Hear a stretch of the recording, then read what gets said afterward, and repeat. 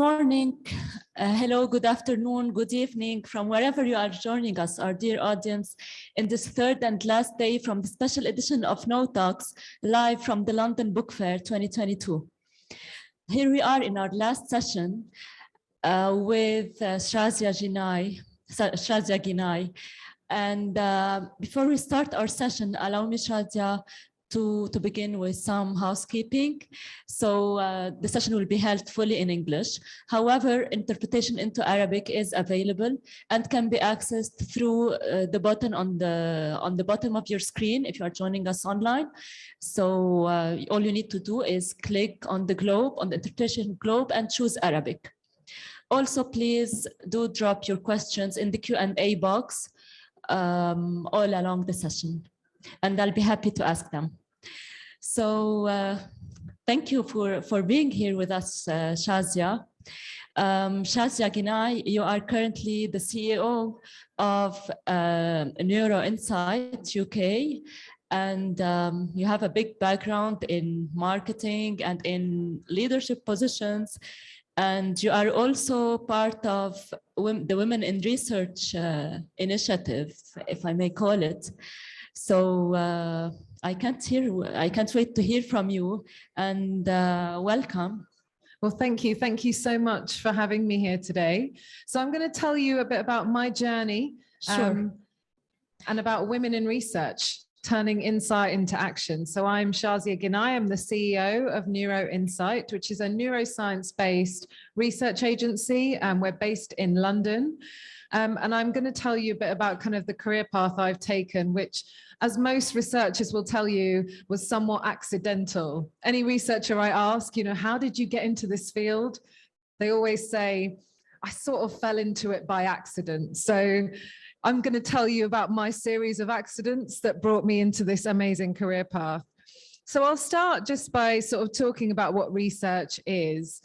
So the type of research that I do is market and consumer research, and that's basically being curious, asking questions, trying to understand how people think and feel about all the products that they use in their lives. And we're all consumers, right? So it was a no-brainer for me to understand that, but also so mind-opening to kind of get to grips with what other people thought or felt. But obviously, as I said, I didn't fall into this intentionally.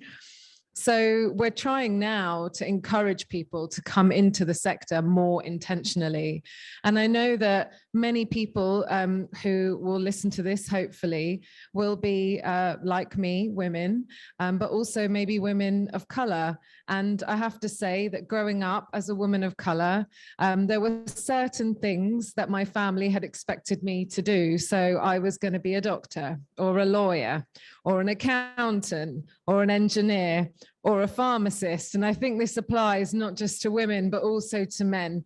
In our cultures, for those who emigrate over to Western countries, there is a desire for their children to be in secure jobs that give you sort of a defined space. And I, like my siblings, were also sort of encouraged to go down this path. For me, it was pharmacy. However, I was actually no good at all that stuff.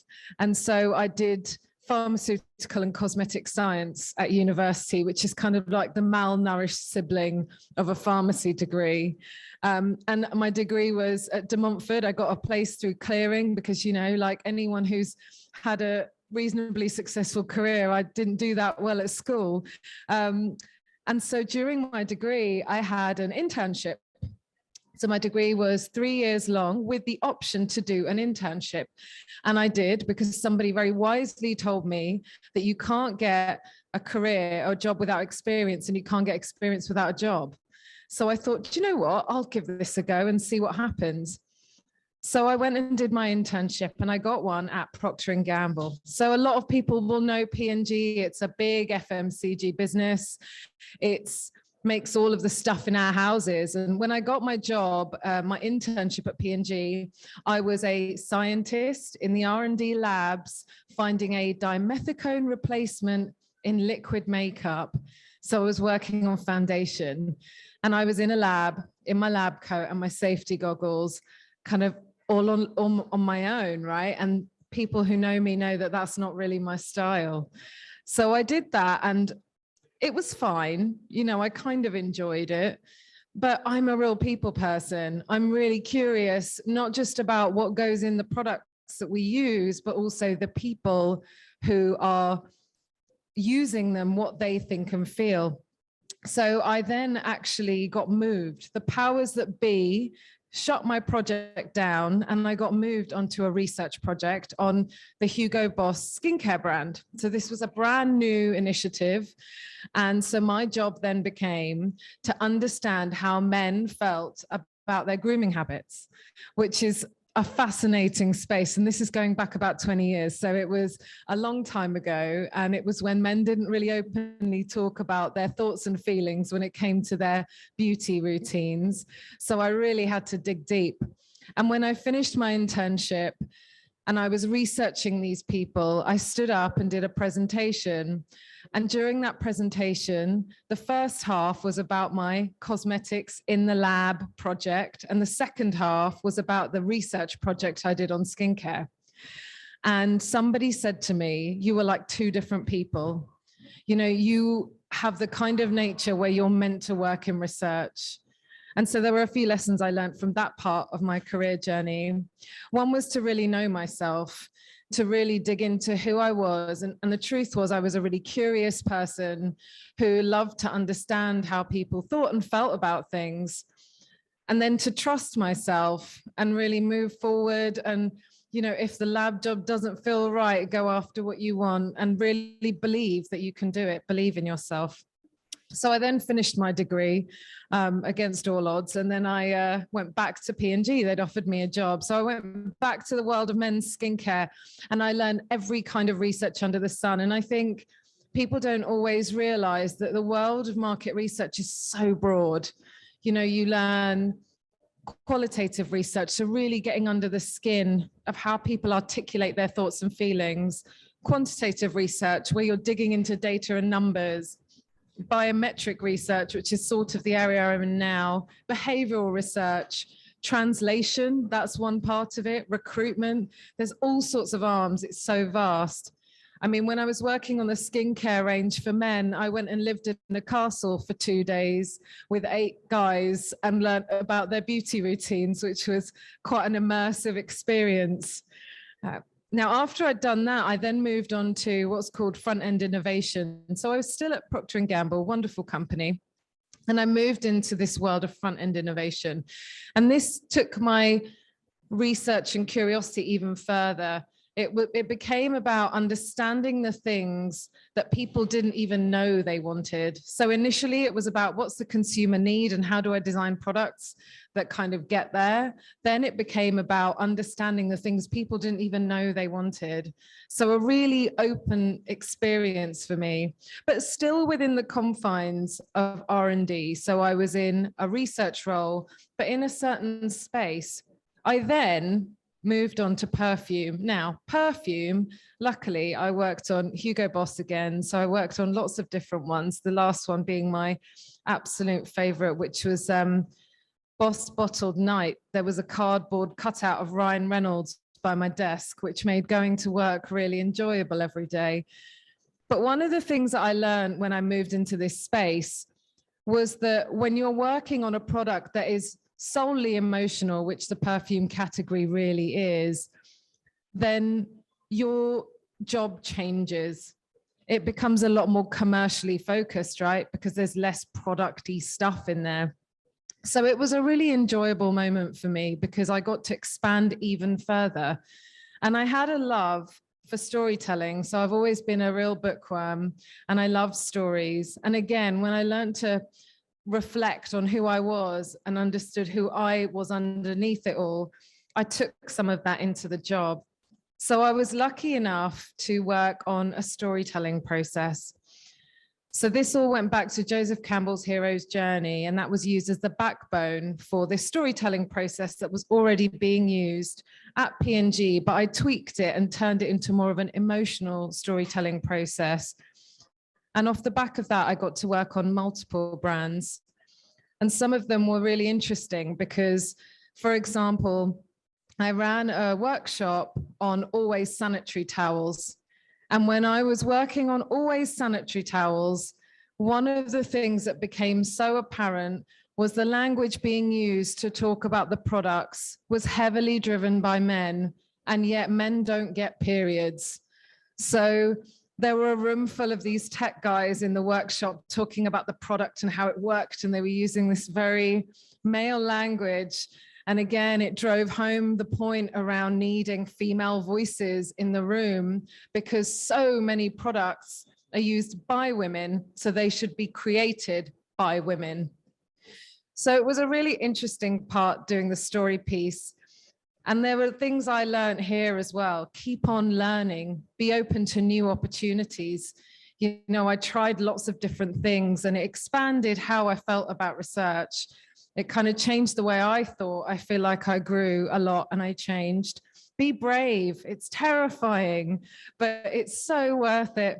And trust your instinct. I think once we know ourselves quite well, then it's safe to say that when your gut is telling you something, then that's being authentic to who you are. And you should trust your instinct, especially when your instinct is telling you that it's time to move on.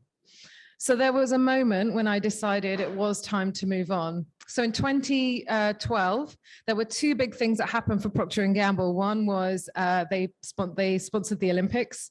So it was amazing. The Olympic torch came through the site that I was working at. It was round but also they went through a huge redundancy program. And one of the things that they said was, because they were making so many cuts, they said the first round will be anyone who wants to volunteer, you can go. And so a bunch of people applied for voluntary redundancy, because why wouldn't you? If you're ready to leave and someone's going to pay you to leave, then it's not a bad situation to be in. The interesting thing, though, was, as I said earlier, being brave is important.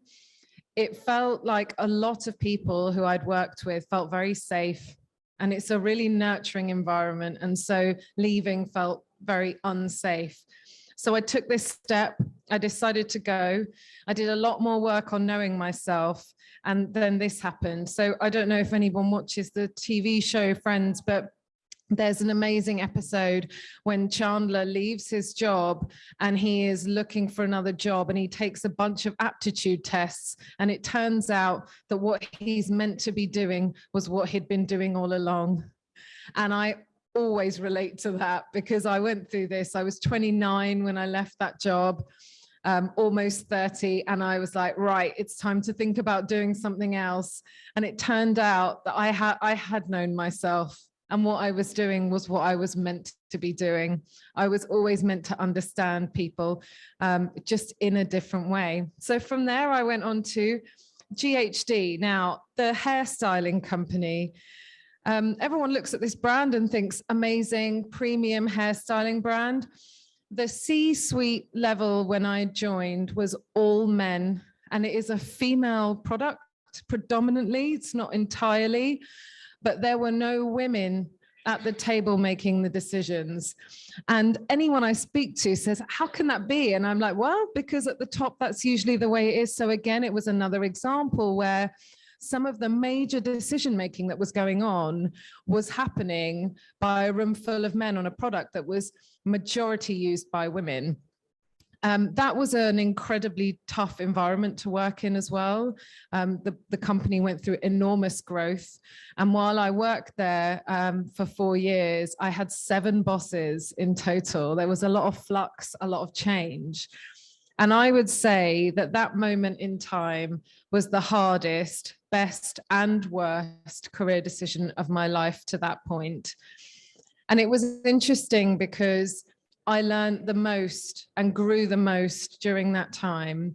And when it came to my understanding of commercial research and really impacting business results, this is where I had a very steep learning curve, but an incredibly valuable one.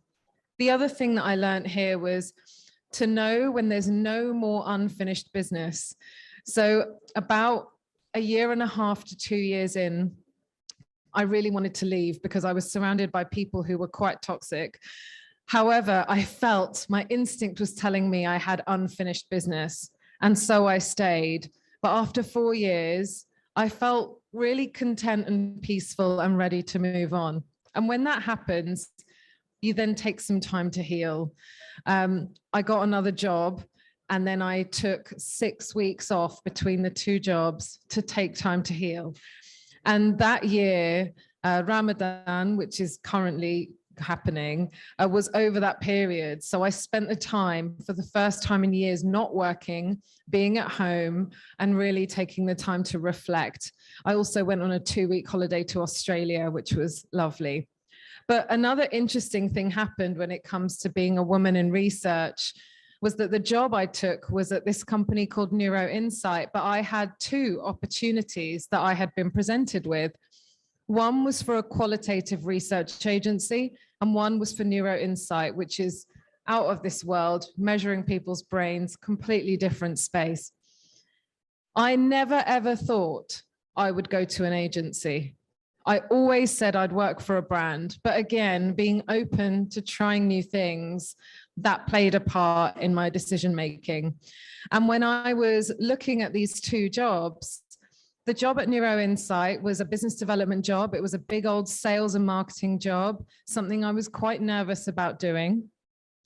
But I decided to give that a go. The other job on the table was a qualitative job. And the people who owned the company, they actually said to me, "We're looking for a woman to be on our board.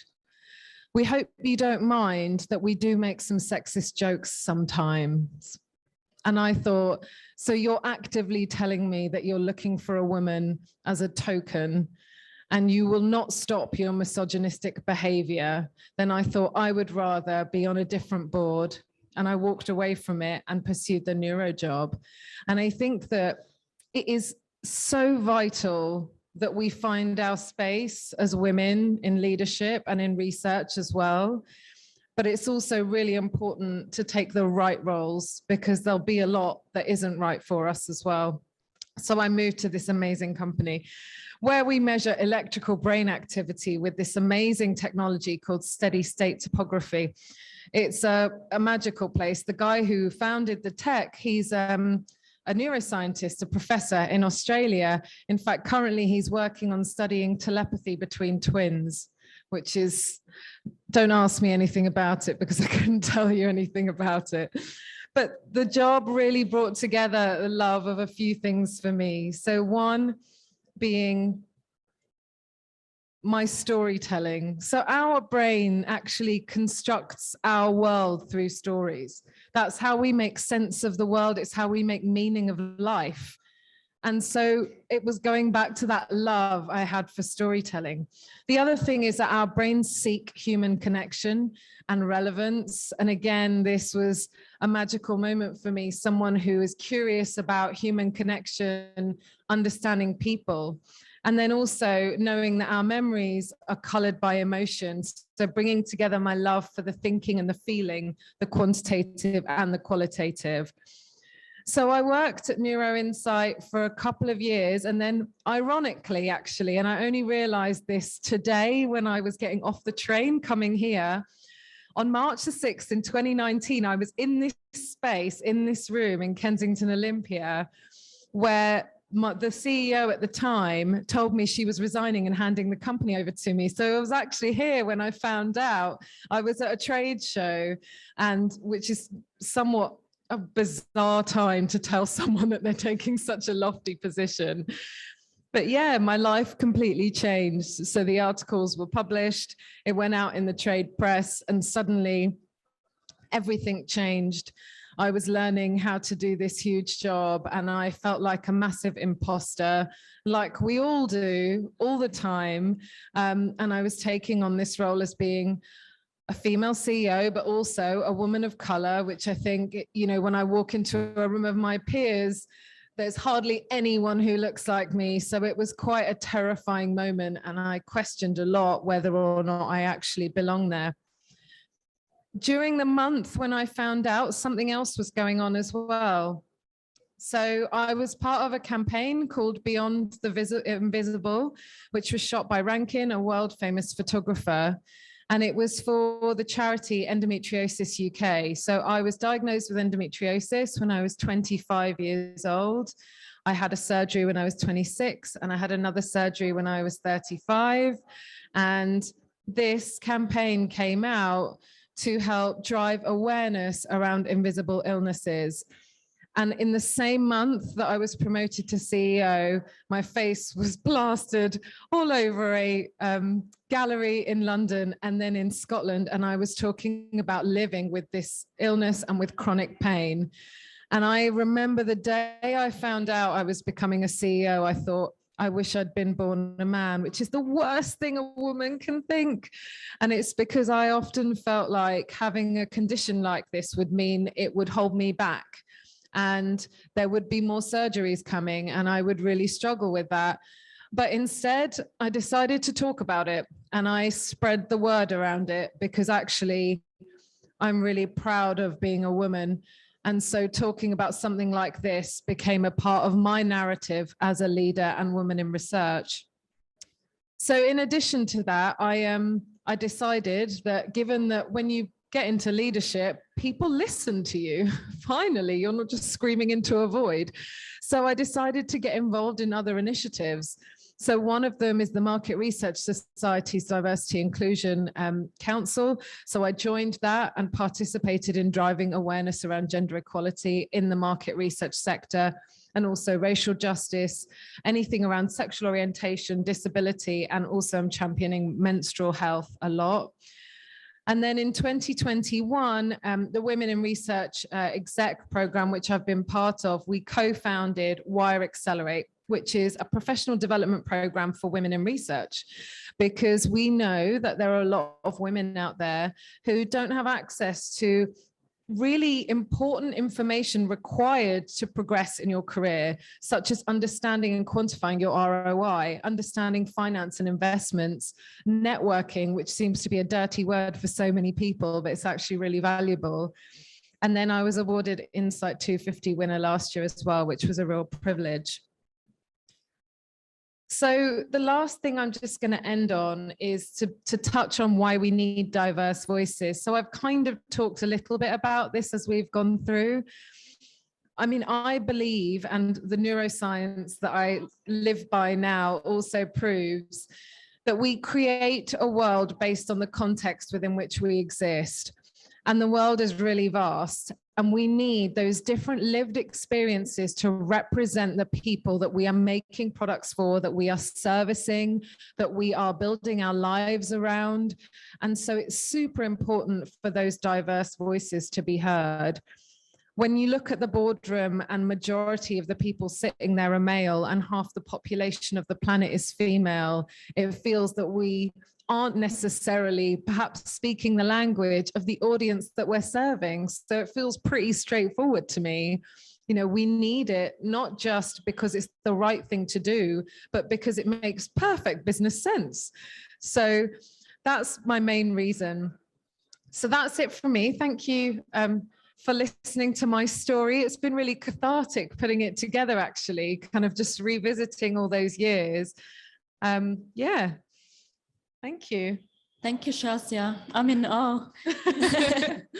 It's really inspiring. Thank you. And I hope that you get really good news today again from here. Fingers crossed. Ramadan Kareem, by the way. Yeah, thank you. I have many questions for you. Okay, go for it. I really loved your story. Really, thank you for sharing it. It's really inspiring, and people love stories. Yeah. I personally really resonated and identified in many parts of your story. First of all, how you were saying that you are in research by accident. Yep. I really resonated with that. And the thing that you are from the global South and a woman of color and a woman, all of this. So thank you, really. So my first question I would like to ask you, you touched upon some of the challenges you have had along the way, but Can you tell me a bit more?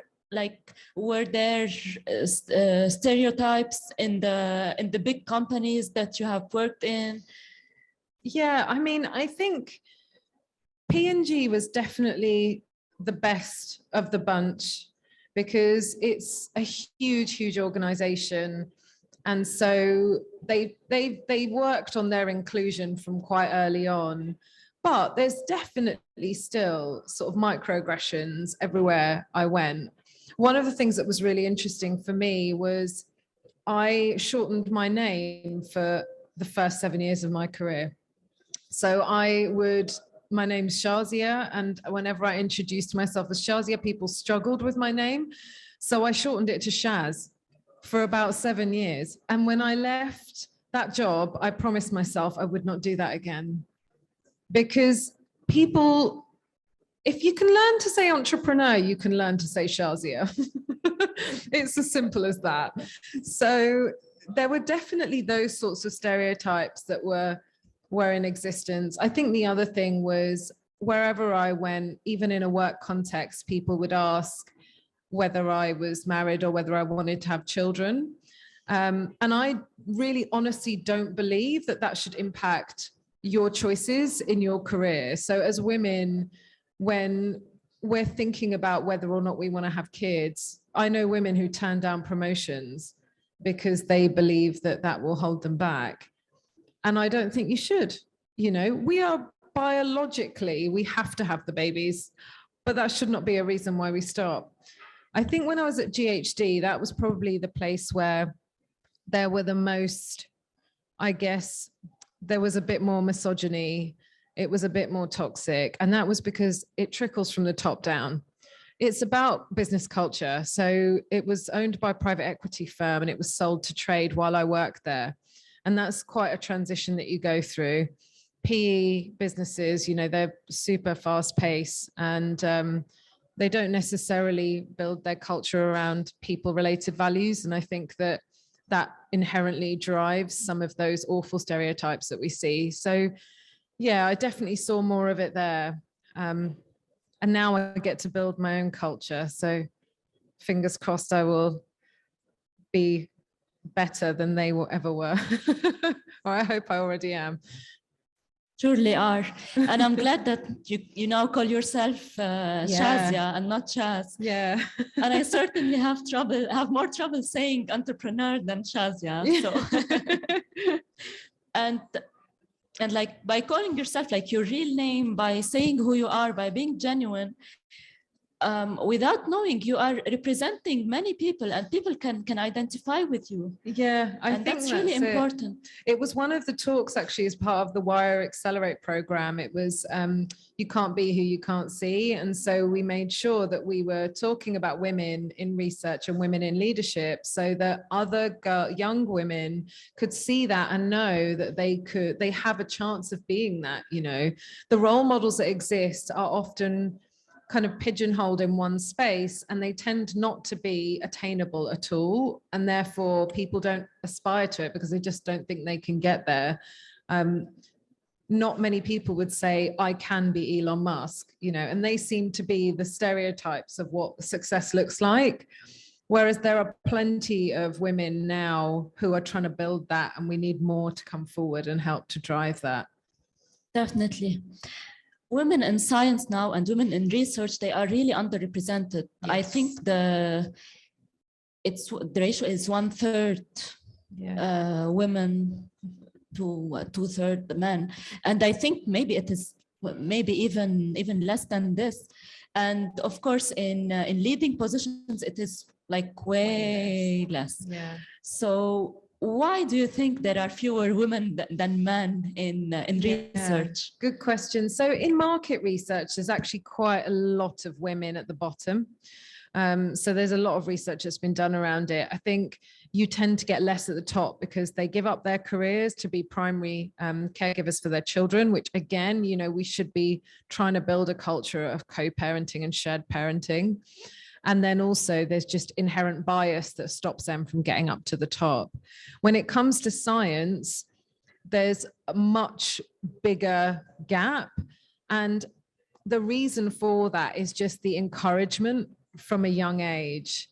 So there is less encouragement for women to go into those fields. The other thing is in 2019, the Advertising Standards Authority brought in some new regulation around stereotyping in advertising. And I remember talking to somebody who said to me that, don't you think that's a bit overkill? Like, aren't we going a bit far? And I said, well, no, because your 2-year-old child will be playing with their toys while the television is on in the background. And even though they're not watching TV, if that TV is on loud and there is a man putting on a suit and going to work and a woman cleaning the house in an advert, what that does is it builds a narrative inside that child's mind. There is so much going in our brains implicitly, and we have to start representing right from the get-go in every context that we see, like gendered roles kind of not even reversed, just removed. We shouldn't be so binary about these things. And if we can change that, then we can rewire how we see the world, because a lot of the issues around this, they are hardwired, generations long, conditioned stereotypes. And it takes a hell of a lot of work to undo that. We published at Neuro-Insight a paper a couple of years ago called Beyond Binary. It's about how brands can navigate the non-binary gender landscape. And as part of that, we investigated how the brain, the subconscious brain, so not our conscious minds, but our subconscious, how it processes gender roles in advertising. And there was an unbelievable amount of insight that came out about how we are so hardwired with some of this stuff. Yeah. It's so true. Yeah. And like the stereotype is real. Like whenever we hear the word lawyer, we think about a man, and nurse, woman, like, no, it shouldn't be like this. Exactly. And I think it starts from, like, as you said, this needs like a really big shift, a cultural shift. Like we don't know from where to start. Like it needs to start with the upbringing, with home, absolutely, with early childhood education, with education all along the way. Because I don't think the problem is only like there are like women in research are not encouraged, but of course there are not enough women in research. There are not enough graduates from such subjects. And I want to ask you, do you think, like, how can women achieve gender parity? Oh, of course, a big question, isn't it? I mean, I think we need to, you know, women aren't the only ones who have the work to do here. You know, we can keep fighting, but we need the men to do the work too. And I think that's one of the biggest issues that we face. You know, men have a role to play in enabling women. So when it comes to a woman's right to work or a woman's ability to go to work after having her kids, I have a few friends who've shared their maternity and paternity with their partners. I know some businesses that allow the same amount of paternity leave as maternity leave. And it's, women have some work to do in, you know, pushing forward and pushing through the stereotypes, and not always saying, okay, this is the way we're meant to do it, therefore that's how we'll do it. But men have a lot of work to do as well. They have the largest share of voice. And so we need their alliance. We need them to be partners through this. It's a big old question. You know, I think there's a few areas where there's some very tangible actions. So one is that women tend to shy away from things. We will, and we need to not. That's what we need to do. We need to push forward for the big jobs. We need to not think that we aren't capable, because a lot of the time a man will pursue something that he's like, oh, I'm not sure I'll get that, but I'll try anyway. Whereas a woman will go, oh, I'm not sure I'll get that, so I'm just going to back off. And it's conditioned in us as a response. You know, women are taught from very early on, and culturally there are some real differences too. So women from certain cultures will have an even bigger kind of level of oppression in their culture that will result in this. So definitely South Asian, Middle Eastern cultures, there's a lot less space for women to do that. And it's the men who need to work with us to change that. I totally agree. But do you think there are enough women empowering other women? Or do you think that whenever they get to certain positions, they tend to forget where they came from? I think that quite a lot of, I know that when I got this role, the best thing I did was I found my tribe. So I found a group of women who were my empowerers, and I did the same for them. And I think that that is super important. We are our best chance at getting equality, because men do need to do the work, but we should empower each other. I think we're getting better at it. I think there was a time when that was a lot harder, and it was because there was less space for us. And so women were fighting for a small piece of the pie. But I think now women are so much more understanding of the fact that there's room for all of us, you know, that will make room for all of us. So we're getting there. We're getting there.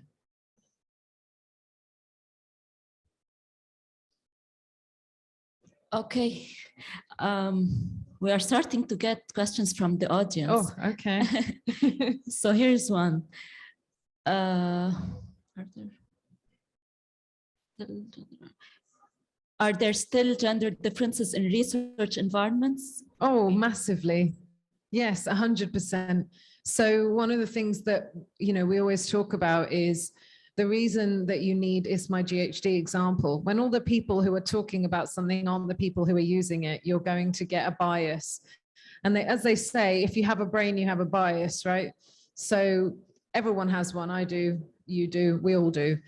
There are huge gender differences in the research world. And I think that, as I said, in a lot of market research, so when I go to any market research society events, there's a lot of females sort of at the entry level jobs, and all the senior leaders are men. And that's a huge issue. So there's massive gender differences in that space for sure. As the CEO of Neuro-Insight UK, I can't but ask you about some of the recent findings that you have had at the company. For example, can you give us any insights of how perhaps our brains are changing, and maybe what was the effect of the pandemic on our brains? And great question. I get asked this a lot. Women's versus men's brain. Yeah. So interestingly, people always ask me if there's difference between women's and men's brains. Now, here's the science part. Our brains are structurally and functionally the same, and they evolved to the point they're at now. The difference in terms of how our brains react and respond to things is driven by our life context. And so that's why between men and women, you do get very different responses to things.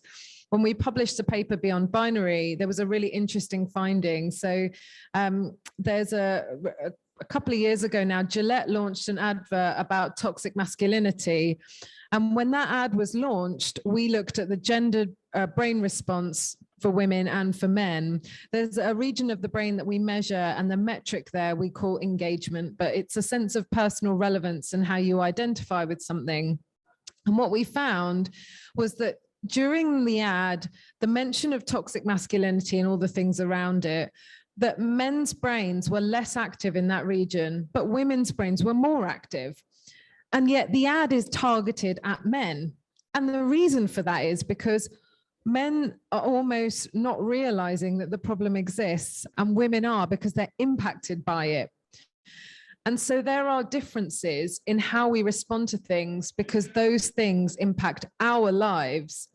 And there are reasons why men don't respond to them. And that's because they care a little bit less. They're not impacted by it. And that's what I mean by that hard wiring that needs to change, because that's ultimately going to shift how we tackle gender inequality.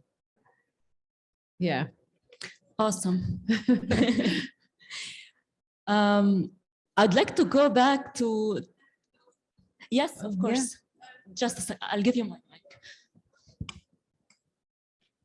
I'm just wondering, so with regards to the differences in which, you have the men and the women in the way that we think, is there a way of women tackling inequalities with within the realm in which we operate normally? So you know, what you were talking about earlier as well with regards to like women kind of tackling a problem, maybe they'd be like less likely to take the job because they didn't think they were up to the standards.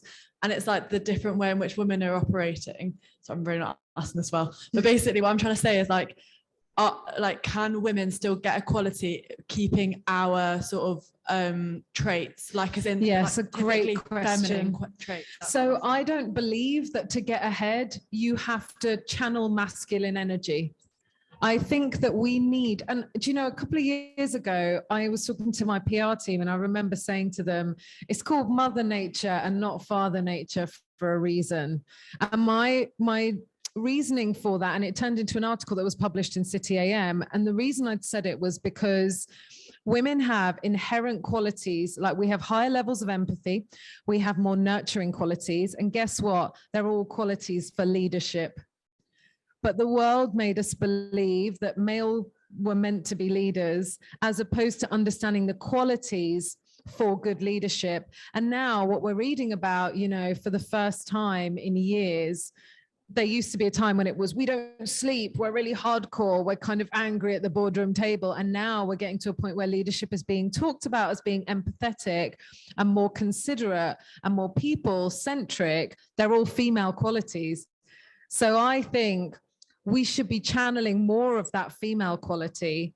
It's about the recognition and awareness. So our kind of conditioned response is to pull away. And it's almost owning it and empowering ourselves to kind of take what we are and push forward for that being valued and valuable. So you're absolutely right. I don't think that we should be being male to succeed. We should channel our female qualities, which are inherently leadership qualities. Thank you. I have actually read this article, and you say that compassion and empathy are, are the two 100% are super important for leadership. Yeah, absolutely. And I totally believe in this, and I keep preaching about it. So we are talking about women in research, and like we are focusing a bit on gender equality, but does it entail also somewhere like other aspects, so we can leave no one behind, such as like the racial equality, religious equality? Absolutely. All of this, like having people from the north and the south, all of this, persons with disabilities. Absolutely. Also. So when I joined the Market Research Society's Diversity and Inclusion Council, the first thing people were talking about was gender, then it was race, and now there are multiple groups set up. So the MRS has MRS Unlimited, which is around disability, both physical and neurodiverse. And then we have MRS Pride, which is on sexual orientation and also gender identity. We have Colour of Research, which I'm now a board member of.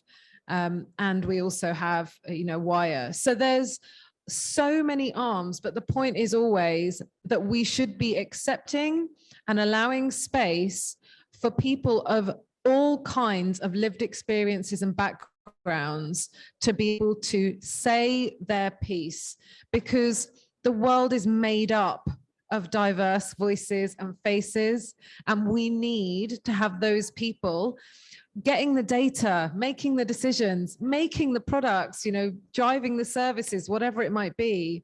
It's so important that everyone is represented. So 100%, I think when diversity and inclusion initiatives are set up, they should be tackling all elements of it. It's hard to do. And I remember when George Floyd was killed, that a lot of people, they decided, some businesses were saying, oh, we need to focus on race. And I'm like, you can't forget about everything else.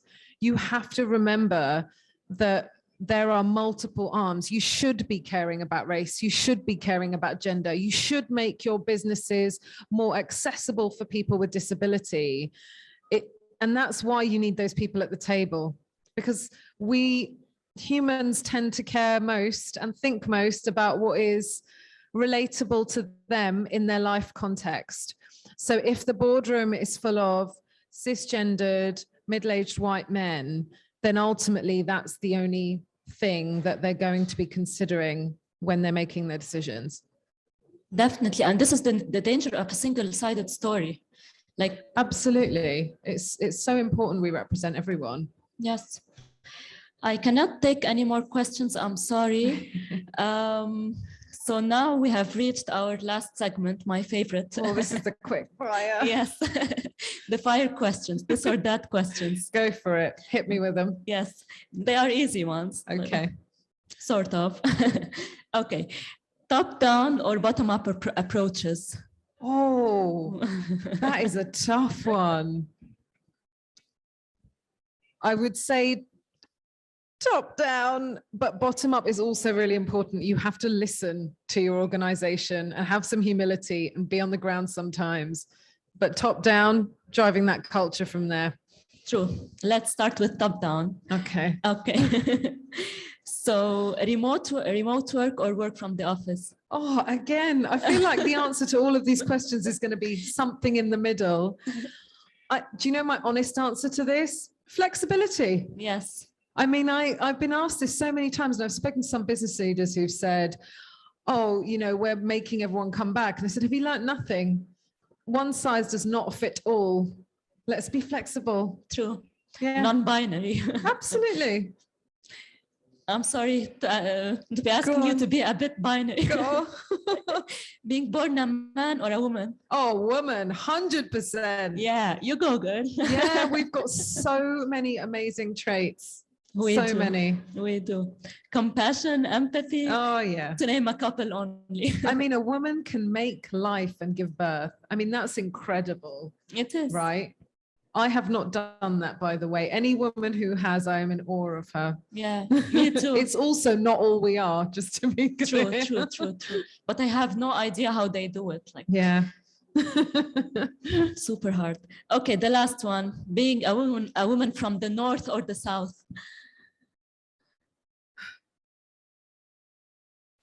I would say from the south. From the south. And it's because I'm brown and I live in the UK. My context is so much broader. Yes. Because I have lived different cultures, and I think it makes me more well-rounded. Okay. But Yeah, maybe a it's few years painful too. back, oh yeah, you would have said north. Yes. Yeah, it's tough. It's Yeah, really hard. It is. But you are inspiring. Thank you for being you. And thank you for being with us. Thank you. And with you, we are ending our special edition of KnowTalks from the London Book Fair.